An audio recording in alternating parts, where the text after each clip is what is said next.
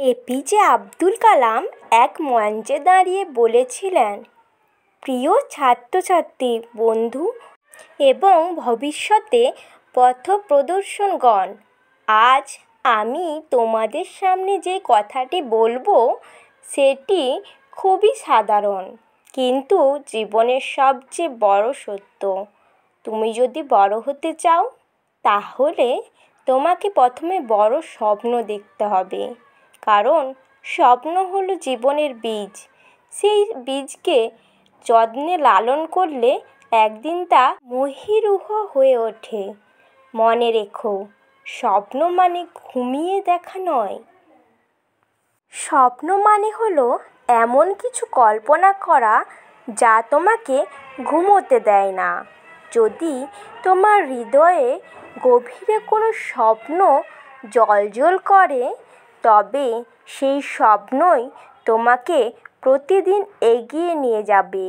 বন্ধুগণ, আমাদের দেশে লাখ লাখ তরুণ তরুণী আছে। তাদের প্রত্যেকের ভেতরে অগাধ শক্তি লুকিয়ে আছে, কিন্তু দুঃখজনক অনেকেই নিজের সামর্থ্যকে বিশ্বাস করে না। আত্মবিশ্বাসই হলো সাফল্যের প্রথম চাবি।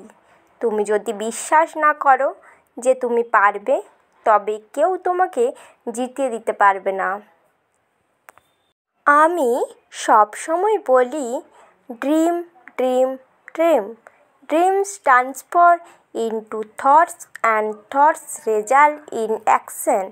অর্থাৎ প্রথমে বড় স্বপ্ন দেখো, সেই স্বপ্নকে ভাবনায় পরিণত করো, আর ভাবনাকে কাজে রূপ দাও। কেবল স্বপ্ন দেখলেই হবে না, সেই স্বপ্ন পূরণ করতে নিরন্তর পরিশ্রম করতে হবে।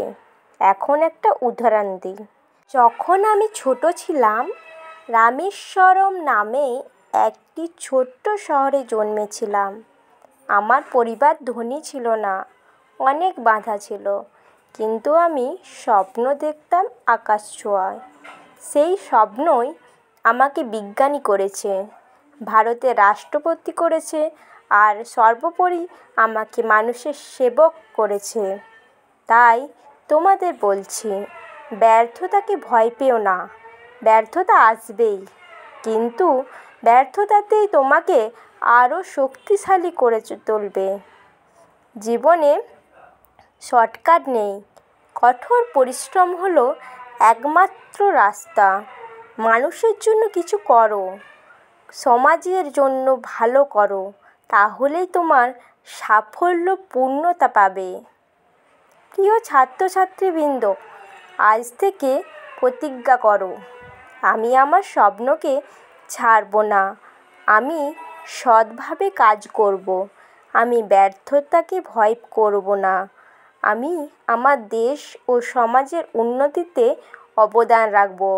মনে রেখো, অসম্ভব বলে কিছু নেই। অসম্ভব শব্দটি কেবল দুর্বলদের অভিধানে থাকে। শক্ত মনের মানুষ অসম্ভবকে সম্ভব করে তোলে। বন্ধুগণ, তোমাদের হাতে এখন সময় আছে। সময়কে অমূল্য ধন মনে করো। অলসতা, অজুহাত, ভয় এইসব দিয়ে জীবন নষ্ট করো না। স্বপ্ন দেখো, কঠোর পরিশ্রম করো, আর নিজের জীবনকে এমনভাবে গড়ে তোলো যাতে একদিন পৃথিবী তোমার দিকে তাকিয়ে গর্ব করে বলে, হ্যাঁ, এটাই হলো ভারতের সত্যিকারের সন্তান।